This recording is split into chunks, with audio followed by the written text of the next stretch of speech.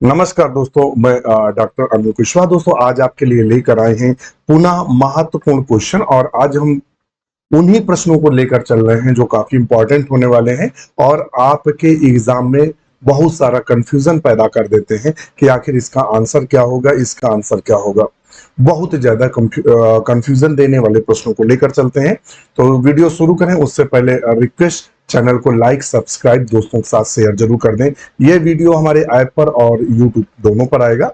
अगर आप हमसे जुड़ना चाहते हैं और निश्चित सफलता प्राप्त करना चाहते हैं तो हमारा ऐप है डॉक्टर नोट्स बायोलॉजी। इस ऐप को गूगल प्ले स्टोर से डाउनलोड करेंगे। मिनिमम फीस पर, जो सबसे कम दाम पर जो हमारा बैच है वो 499 का बैच अवेलेबल है। आज ही हमें ज्वाइन करें, बहुत सारे बैचेस हैं। आप ज्वाइन करेंगे आपको 100% सफलता मिलेगी। अब तक लगभग 300 ऐसे मित्र हैं जो विभिन्न एग्जाम में सिलेक्ट हैं। टीजीटी, पीजीटी, असिस्टेंट प्रोफेसर में चयनित हो चुके हैं। समय समय पर जब मित्र चयनित होते हैं आपको अपडेट कराते रहते हैं। आज ही हमसे जुड़े डॉक्टर नोट्स बायोलॉजी ऐप से। किसी भी जानकारी के लिए या हेल्प के लिए इस नंबर पर कॉल या मैसेज कर सकते हैं। चलिए क्वेश्चन शुरू करें। और जो आज का हमारा क्वेश्चन था वह क्वेश्चन क्या था उसके बारे में जान लेते हैं। क्वेश्चन नंबर 51 आज स्टार्ट करते हैं। कहता है which of the following is triploid tissues. इसमें त्रिगुणित देखिएगा, विच ऑफ द फॉलोइंग, इनमें से निम्नलिखित में से ट्रिप्लॉइड का मतलब होता है त्रिगुणित। क्या है? त्रिगुणित ऊतक कौन सा है? उसने कहा है त्रिगुणित ऊतक कौन सा है। तो कहता है लिली इंडोस्पर्म, यानी लिली का जो भ्रूणपोष है, या फर्न प्रोथैलस, या एम्ब्रियो ऑफ लिली भ्रूण, या ओनियन रूट। तो ध्यान रखिएगा, इनमें अगर हम बात करें, पहले अगर हम फर्न के प्रोथैलस की लेते हैं। फर्न का मतलब यहाँ किससे है? टेरिडोफाइटा से है। टेरिडोफाइटा से। तो टेरिडोफाइटा का जो प्रोथैलस होता है वो स्पोर से डेवलप होता है। किससे डेवलप होता है? स्पोर। और इसका स्पोर कैसा होता है? हरदम हैप्लॉइड होता है। तो ये जो प्रोथैलस होगा ये हैप्लॉइड होगा, यानी ये अगुणित होगा। अगर एम्ब्रियो ऑफ लिली की बात करें तो फर्टिलाइजेशन के बाद जब भ्रूण बनता है तो वो दो गुणित होगा। ओनियन रूट की बात करें तो ओनियन का पौधा जो होता है वो स्पोरोफाइट होता है, अर्थात द्विगुणित होता है। कैसा होता है? द्विगुणित। इंडोस्पर्म की बात करें तो जो इंडोस्पर्म होता है ये किसके बाद बनता है? तो आफ्टर डबल फर्टिलाइजेशन बनता है। डबल फर्टिलाइजेशन, फर्टिलाइजेशन द्विनिषेचन के बाद बनता है, इसलिए यह त्रिगुणित होता है। कैसा होता है? त्रिगुणित। तो उसने कहा है ट्रिप्लॉइड कौन होगा? तो ए होगा लिली इंडोस्पर्म, या लिली का भ्रूणपोष। ध्यान रखिएगा, एक क्वेश्चन खूब पूछते हैं आपसे, जिम्नोस्पर्म का इंडोस्पर्म बहुत पूछता है। जिम्नोस्पर्म का जो इंडोस्पर्म होता है वो हरदम हैप्लॉइड होता है, क्योंकि ये बिफोर फर्टिलाइजेशन बनता है। बिफोर फर्टिलाइजेशन, निषेचन से पूर्व बनता है। जबकि अगर एंजियोस्पर्म की बात करें, अगर हम एंजियो स्पर्म की बात करें तो ये आफ्टर फर्टिलाइजेशन बनता है। कब बनता है? आफ्टर फर्टिलाइजेशन, निषेचन के बाद बनता है। इसलिए ऑप्शन होगा ए को हम सही करेंगे। किसको सही करेंगे? ए को। क्वेश्चन नंबर 52 हमसे क्या कह रहा है? The following is rich source of fat. इनमें से फैट का सबसे ज्यादा रिच सोर्स क्या है? तो देखिएगा, जो कॉटिलेडन्स पाए जाते हैं पी में, ये रिच सोर्स होते हैं प्रोटीन के। ध्यान रखिएगा, जो दलहनी फसलें हैं, दलहनी जो फसलें हैं वो किसका किसका अच्छा स्रोत होती हैं? प्रोटीन का। कॉटन फाइबर किसका बना होता है? तो ये सेल्यूलोज का बना होता है। किसका बना होता है? सेल्यूलोज। स्वीट पोटैटो किसकी है? तो पॉलीसैकेराइड, पॉली स्टार्च लिख देंगे। किसका सोर्स है? स्टार्च। बचा इंडोस्पर्मा, कोकोनट। कोकोनट का इंडोस्पर्म होता है वो फैट का। आप देखेंगे कि नारियल का जो तेल होता है, ना नारियल का नारियल का जो तेल होता है वो किससे निकला जाता है? इसे भाग से निकाला जाता है। उसके जो जो इंटरनल पार्ट होता है उससे निकाला जाता है, जिसमें फैट बहुत होता है। तो ऑप्शन बी सही करेंगे, endosperm of coconut. Next question है 53 नंबर पे नजर डालते हैं। In a gamospermy a diploid embryo sac will be develop from. एक गैमोस्पर्मी क्या होता है? अगर एक गैमोस्पर्मी की हम बात करेंगे, किसकी बात करेंगे? एक गैमोस्पर्मी की अगर बात करेंगे किसकी बात करना है? ए गैमो स्पर्मी की अगर बात करते हैं, ध्यान रखना, ए गैमो स्पर्मी क्या होता है? A diploid embryo sac develop developed from, किससे विकसित होता है? कहता है developed from a a diploid vegetative structure, vegetative structure, एक द्विगुणित स्ट्रक्चर, एक द्विगुणित अवस्था से develop, such as the nucellus या इंटुगमेंट विदाउट म्यूसिस। ध्यान रखिएगा, या ये कह सकते हैं कि जो मेगा स्पोर, जो ध्यान रखिएगा, या अथवा लगा लेंगे, जो मेगा स्पोर मदर सेल होता है, मेगा स्पोर मदर सेल होता है, इसमें क्या हो? नो म्यूसिस, अर्धसूत्री विभाजन ना हो, एक गैमोस्पर्म। अब चलते हैं अपने क्वेश्चन पर, जिससे हमें क्वेश्चन का पता चले।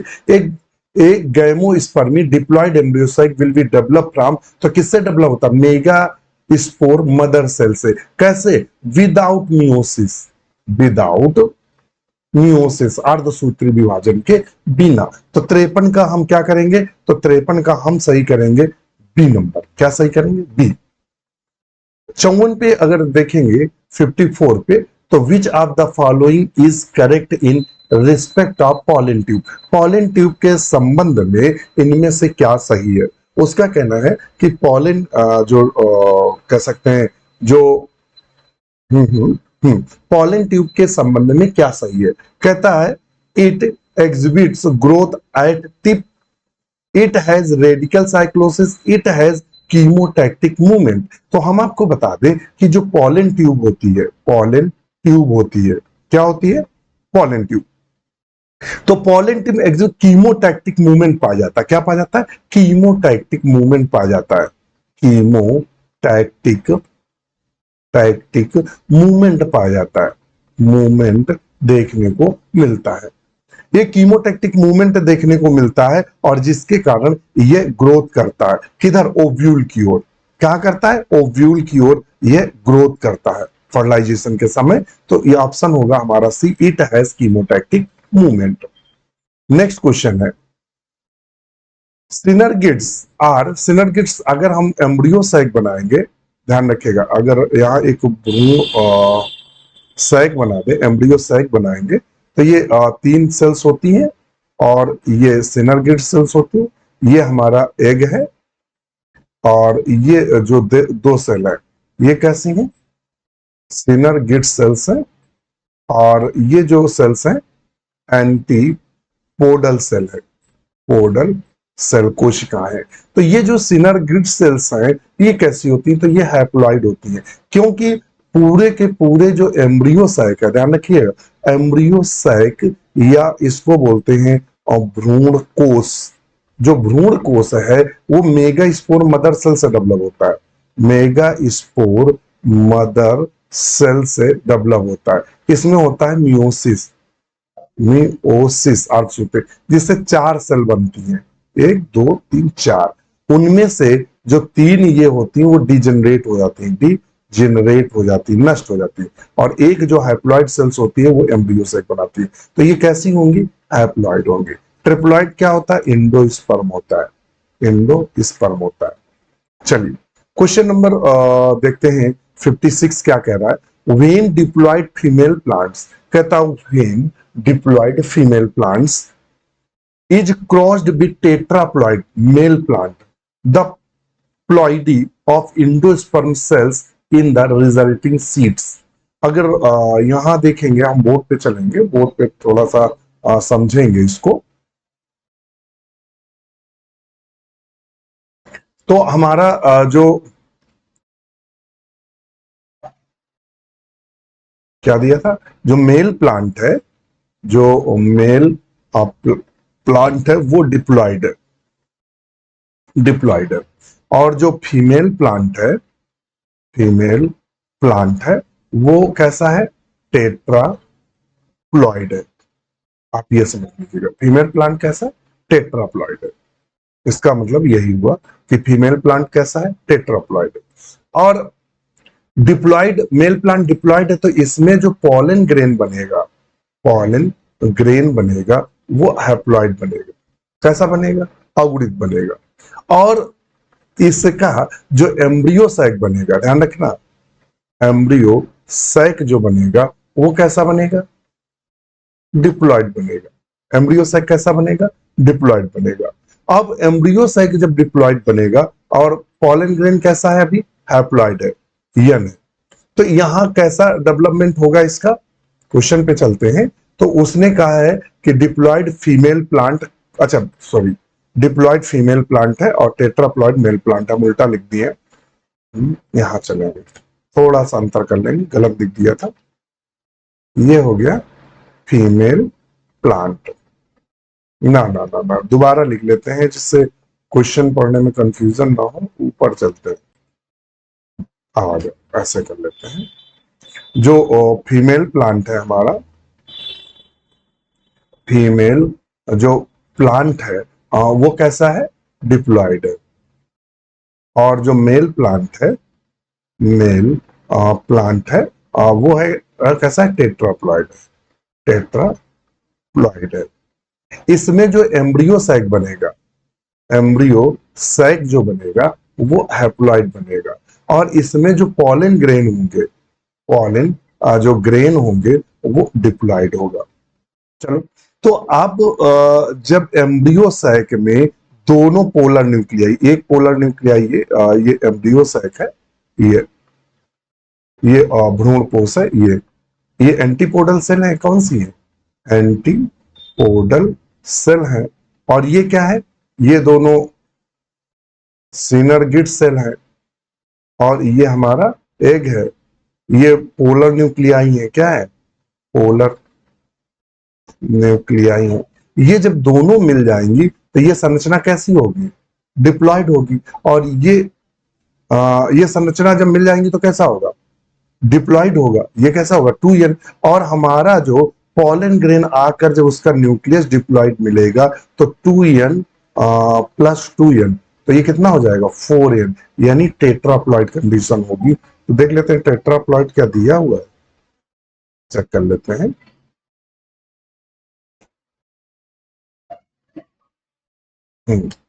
तो कैसा होगा, टेट्राप्लॉइड, ऑप्शन बी सही होगा। ध्यान रखना है, ऑप्शन बी सही होगा। नेक्स्ट क्वेश्चन है पेरिस्पर्म। ये बहुत क्वेश्चन इंपॉर्टेंट है, बार बार एग्जाम में पूछा जाता है, बार बार।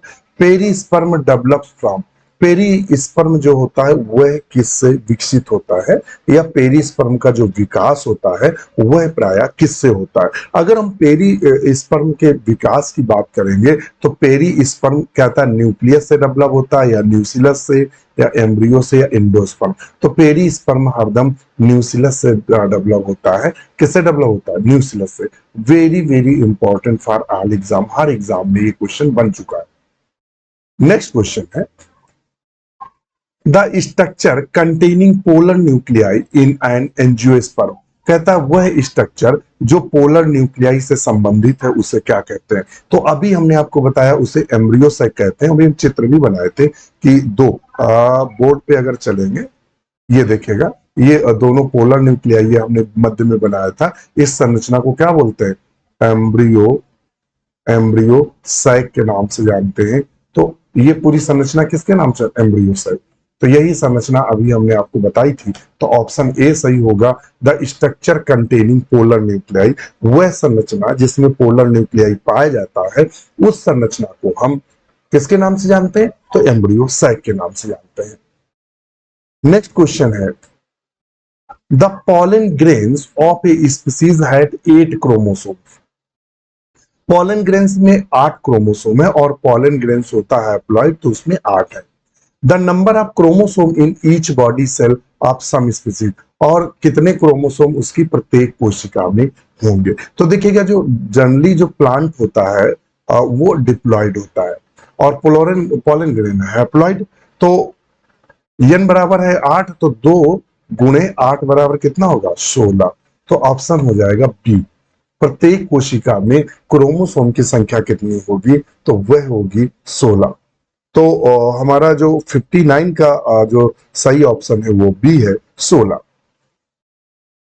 और 24 किस में होगी, तो इसके इंडोस्पर्म में, इंडोस्पर्म में 24 संख्या होगी। 8 किस में होगी, तो ये होगी एम्ब्रियो सैक में, एम्ब्रियो सैक में। और कहा होगी, पॉलन ग्रेन में।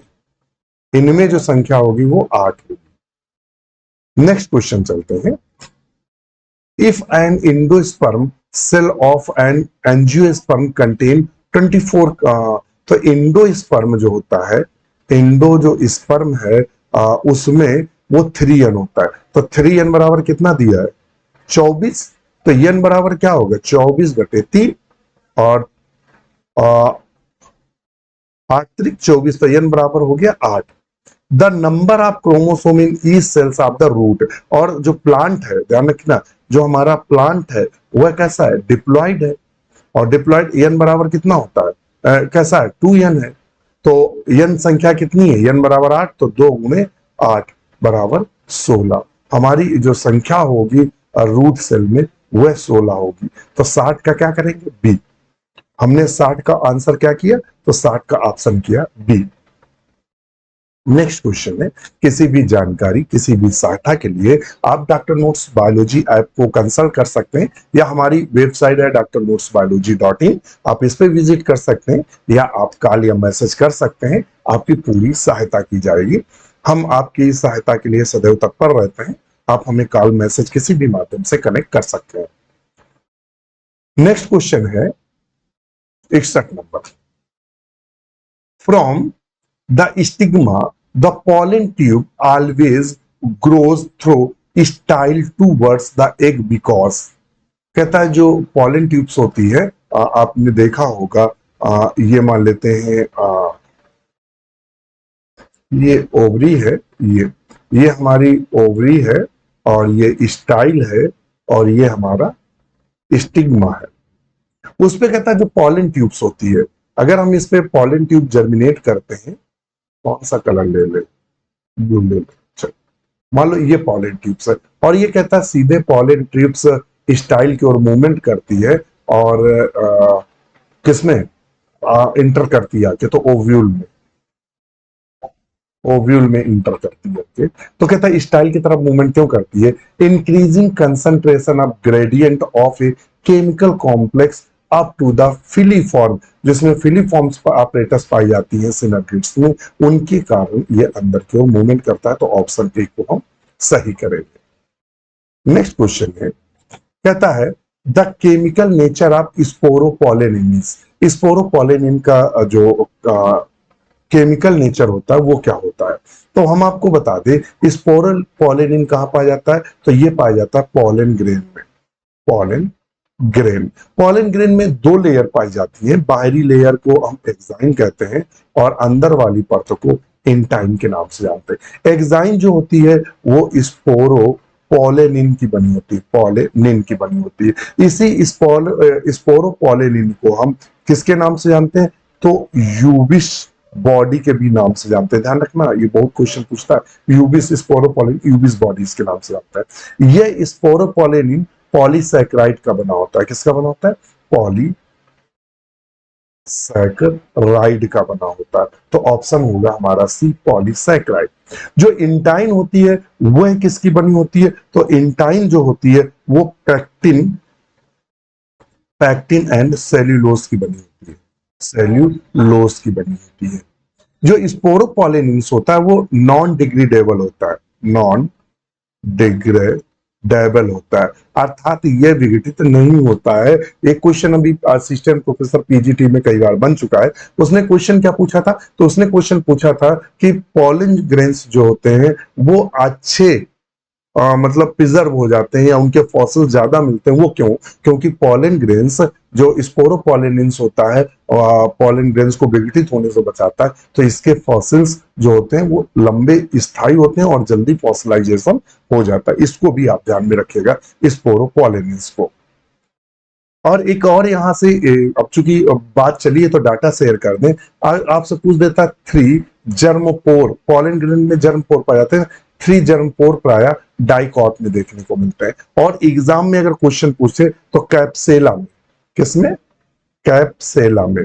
और जिसमें तीन जर्म पोर होते हैं उसको क्या बोलते हैं, तो उसको बोलते हैं ट्राइकोलेपेट, ट्राइकोलपेट के नाम से जानते हैं। जिसमें तीन जर्म पोर होते हैं उसे हम ट्राइकोलपेट के नाम से जानते हैं। और जिसमें मोनो जर्म पोर या वन जर्म पोर होता है, केवल एक जर्म पोर होता है, उसे किसे जानते हैं, मोनो कॉलपेट के नाम से जानते हैं। इसको भी ध्यान में रखिएगा, आपसे एग्जाम में पूछ देगा क्वेश्चन। नेक्स्ट क्वेश्चन है, the role of tapetum in the formation of exine was discovered by. कहता है जो टेप्टम का रोल है एग्जाइम के डेवलपमेंट में, और उसको किसने डिस्कवर्ड किया था, तो उसको यूबिस ने। ध्यान रखना, इसीलिए इसे यूबिस बॉडी के नाम से जानते हैं।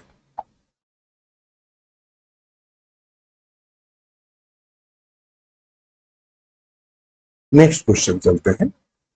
कहता है exine of pollen grain is made up of. जो एग्जाइन होता है पॉलन ग्रेन का, वो किससे बना होता है। अभी हमने बताया कि जो एग्जाइन होता है वो, हम आपसे क्या कह रहे हैं, जब हम एक क्वेश्चन का डाटा बहुत विस्तार से दे देते हैं, तो एक क्वेश्चन अगर सॉल्व करेंगे, हमसे अगर एक क्वेश्चन पढ़ रहे हैं, तो आप में इतनी क्षमता डेवलप हो जाएगी कि आप ऑटोमेटिक 10 क्वेश्चन को सॉल्व कर लेंगे। तो देखिए अभी हमने आपको बताया था एग्जाइन किसकी बनी होती, पॉलन की, स्पोरोपोलेनिन की। पैक्टिन और ये किस, कौन सा होता है, इंटाइन बना होता है। जैसे ये पॉलन ग्रेन है, ये मान लेते हैं हमारा पॉलन ग्रेन है, तो ये हो गया हमारा एक्साइन, और अंदर वाली जो परत हो गई वो हो गई इंटाइन। ध्यान रखिए। नेक्स्ट क्वेश्चन है, the minimum number of meiotic division required in the 50 grains of wheat. 50 दाने बनने में, ध्यान रखना, 50 दाने बनने में अर्धसूत्री विभाजन कितने होंगे, अर्धसूत्री विभाजन कितने होंगे। तो 50 दाने बनने में, ध्यान रखिएगा, एक पॉलिन ग्रेन बनने में, एक जो पॉलिन ग्रेन है उसको बनने में, एक मियोसिस, ऐसे लिख लो, एक मियोसिस होने में 4 सेल बनती है। कितनी बनती, 4 सेल, 1 2 3 और 4 सेल बनती है। तो 50 को बनने में कितने बनेंगी, तो यहाँ 4 का गुणा कर देंगे, तो ये कितना आएगा, चौक 48, लगभग 12.5 आएगा। 12.5 डिवीजन होंगे, नहीं तो 13 डिवीजन मेल गैमीट बनने में होंगे। ध्यान रखना, मेल गैमीट बनने में। और फीमेल बनने में कितने होंगे, ध्यान रखिएगा, फीमेल बनने में, तो ध्यान रखिएगा उसके अर्धसूत्री विभाजन में 1 से 4 सेल बनती है, मगर एम्ब्रियो जो सैक है, एम्ब्रियो जो सैक का डेवलपमेंट होता है, वो 4 सेल में से 3 सेल, जो 4 में से जो 3 सेल होती हैं वो नष्ट हो जाती है। क्या हो जाती है, नष्ट। एक सेल एम्ब्रियो साइट बनती है। तो यहाँ कितने विभाजन होंगे, 50, तो 50 एम्ब्रियो साइट बनेंगे। और ये 13, तो 50 धन 13 कितने विभाजन हो गए, 63। तो ऑप्शन डी सही करेंगे, 63 म्यूटिक डिवीजन होंगे या अर्धसूत्री विभाजन होंगे। कितने अर्धसूत्री विभाजन होंगे, तो लगभग कितने सूत्री विभाजन होंगे, तो 63 सूत्री विभाजन होंगे। कितने होंगे, 63। तो इसको आप ध्यान में रखिएगा। एक इसका फार्मूला भी होता है, वो भी हम आपको बता दें, मुझे याद आ रहा है, n+n/4, शायद ये फार्मूला होता है। चलो इस फार्मूले से भी निकाल लेते हैं। तो नंबर ऑफ दाने कितने दिए हैं, 50, तो 50 धन 50/4, तो इसका जब हम कैलकुलेट करेंगे तो कितना हो जाएगा, वही 63 आ जाएगा आंसर। एक फार्मूला होता है, अगर मान लो पूछ दे कि 100 दानों के विभाजन में कितने की जरूरत पड़ेगी, 100 दाने बनने में, अगर एग्जाम में पूछ दे कि 100 दाने बनने में कितने अर्धसूत्री विभाजन होंगे, तो 100, ये फार्मूला लगाएंगे n+n/4, तो क्या लिखेंगे, n का मतलब 100 दाने, फिर 100 दाने बटे 4, हम इसको कर देंगे तो कितना आएगा, 25, और इसको 100 जोड़ देंगे तो 125 अर्धसूत्री विभाजन होंगे, तब हमारा बन पाएगा 100 दाने। इसी प्रकार यदि आपसे एग्जाम में कोई क्वेश्चन पूछ देता है, क्या पूछ देता है, मान लो एग्जाम में पूछ देता है कि 500 दाने बनने में, 500 दाने बनने में कितने अर्धसूत्री विभाजन होंगे, कितने अर्धसूत्री विभाजन होंगे? तो फार्मूला लगाएंगे n+n/4। तो यहां कितने लिख देंगे? 500 धन 500/4। तो इसको भाग दे लो, कितना आएगा?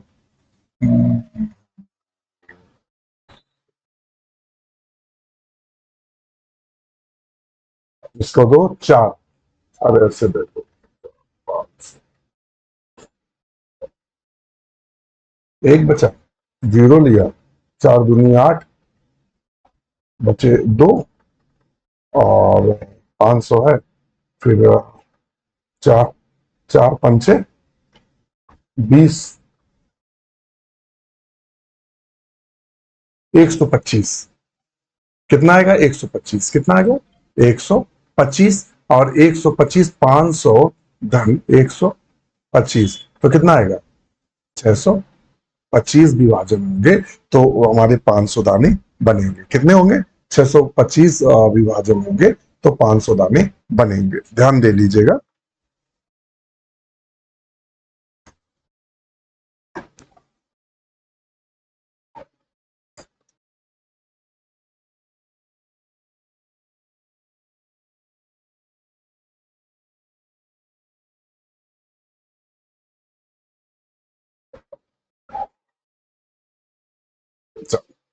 नेक्स्ट क्वेश्चन है, पोरोगैमी इज, जो पोरोगैमी होता है वो क्या होता है? फर्टिलाइजेशन विदाउट पॉलन ग्रेन्स, बिल्कुल गलत है। Fertilization in which pollen tube enters the ovule through the integument, जो इंटुगमेंट से जाती है उसे हम किसके नाम से जानते हैं? तो उसे हम मीजोगैमी के नाम से जानते हैं। किसके? Mesogamy. Fertilization in which pollen tube enters ovule through the micropyle, तो ऑप्शन सी सही होगा। हमारा कौन सा सही होगा? सी। नेक्स्ट क्वेश्चन चलते हैं सरसक पे। To form embryo sac the functional megaspore undergoes, जो कहता है द एम्ब्रियो जो साइट होता है, जो फंक्शनल मेगा स्पोर है, तो देखिए एम्ब्रियोसाइट में एक न्यूक्लियस है जो कि हैप्लॉइड है। तो पहले क्या होगा? पहला विभाजन होगा एक सेल से, तो कितनी बनेंगी? 2 सेल बनेंगी। फिर दूसरा विभाजन होगा तो 2 से कितनी बनेंगी? 4 सेल बन जाएंगी। और फिर विभाजन होगा तो 4 से कितनी बन जाएंगी? 8 सेल। तो हमारा कितना होगा? 3 माइटोटिक डिवीजन, 3 सूत्री विभाजन होंगे। कितने होंगे? 3 सूत्री विभाजन। तभी तो 8 कोशिकाएं बनेंगी भाई। 3 जो होती हैं वो ये 2 पोलर, और ये 1 2 3 4 5 6 7, और यहाँ एक ये फिर मिक्स हो जाती तो 8।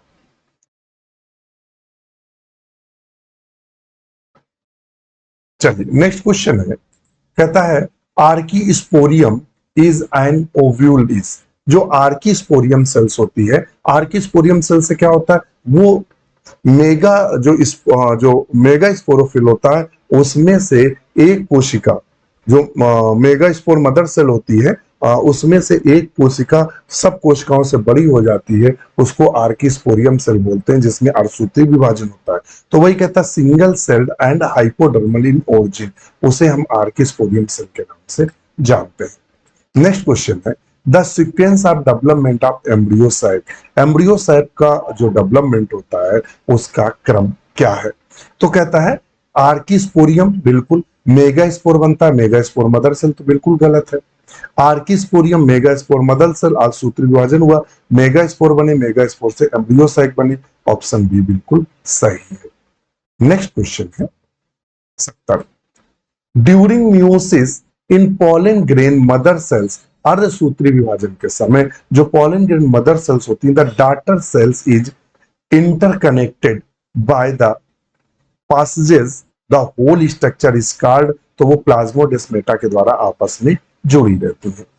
नेक्स्ट क्वेश्चन है, रेस्पिरेटरी क्लाइमेटेरिक करेक्टरिस्टिक, जो रेस्पिरेटरी क्लाइमेटेरिक होता है जिसके कारण फल पकते हैं, तो वो होगा राइपिंग फ्रूट्स। नेक्स्ट क्वेश्चन है, cellular totipotency was dominated of the first time. जो टीटो पोटेंसी क्या होता है, किसी भी सेल से न्यू प्लांट का बन जाना या न्यू ऑर्गन्स का बन जाना, या कोशिका की वह कैपेसिटी या कोशिका की वह क्षमता जिससे वह एक नए जीव को विकसित कर सकती है, उस क्षमता को टोटिपोटेंसी के नाम से जानते हैं। इसकी खोज जो डोमिनेटेड किया था वो स्टीवर्ड ने किया था, तो ऑप्शन सी को सही करेंगे। नेक्स्ट क्वेश्चन है 73 number. The female gametophytes of Pinus and angiosperm are called. देखिए पाइनस का जो गैमेटोफाइट्स है वो भी मेगा स्पोरोफिल कहलाता है, और एंजियोस्पर्म का जो होता है वो। तो यहाँ उसने गैमेटोफाइट की फीमेल गैमेटोफाइट, ये शब्द अच्छा नहीं है, फिर भी ऑप्शन ये इसलिए दे देंगे कि फीमेल गैमेटोफाइट शब्द नहीं है, इसको मेगा स्पोर कहते हैं। इसके क्या कहते हैं, मेगा स्पोर कहते हैं, जो कि मेगा स्पोर नहीं दिया है। तो और इसको एम्ब्रियोसैक कहते हैं, ये बिल्कुल सही है। तो ऑप्शन नन ऑफ दीज होगा। और दूसरी तरफ से यदि हैप्लॉइड देखकर आंसर करेंगे तो सी, और वगाना नन ऑफ दीज होगा। देख लीजिएगा क्वेश्चन में। One of the following propagated bye means of cutting. Cutting के द्वारा जो प्रोपोगेट करते हैं या काइक जनन बोल सकते हैं करते हैं, वो टी से करते हैं, सिट्रस में भी करते हैं, बोगनविलिया। तो ऑल ऑफ दिस। फिर कहता है हैलोबियल इंडोस्पर्म फाउंड इन। हैलोबियल इंडोस्पर्म किस में देखने को मिलता है, कहता है कैनाबिस में, कोकस में, लैपिडियम में, या एकाइलाइफा में, किस में देखने को मिलता है। इसका आंसर आप कमेंट्स करके कमेंट्स बॉक्स पे जरूर बताइएगा, ये आपके लिए होमवर्क है। वीडियो कैसा लगा कमेंट जरूर करिएगा, हमसे जुड़े रहिएगा। और वीडियो को देखिए, आप लोग पूरा वीडियो देख लेते हैं, सब्सक्राइब नहीं करते तो लाइक सब्सक्राइब जरूर करिए अपने दोस्तों के साथ। जब आप वीडियो देख रहे हैं, बड़ी मेहनत से बनाए जाते हैं, तो अपने दोस्तों के साथ फेसबुक, व्हाट्सएप, ट्विटर आदि पर अगर आप शेयर कर देंगे तो जितना चैनल ग्रोथ करेगा उतने कंटेंट अच्छा मिलेगा आपको। कंटेंट प्रॉपर मुहैया कराया जा रहा है। डॉक्टर नोट्स बायोलॉजी नए नए कीर्तिमान स्थापित करता है। बायोलॉजी का कोई भी एग्जाम हो, मित्र एक ना एक जरूर सिलेक्ट होते हैं। अभी अभी उसका CSIR नेट का रिजल्ट आया था पिछले दिनों, तो अभी कल ही एक मित्र का फोन आया था कि उनका CSIR नेट में सिलेक्शन हो गया है। तो बहुत सारे मित्र हैं जो आए दिन किसी न किसी एग्जाम में सिलेक्ट होते हैं। डॉक्टर नोट्स बायोलॉजी पूरी कोशिश करता है कि आपको शिखर तक पहुंचाए, और मिनिमम रिक्वायरमेंट के साथ। चलिए आज के लिए इतना ही, नमस्कार।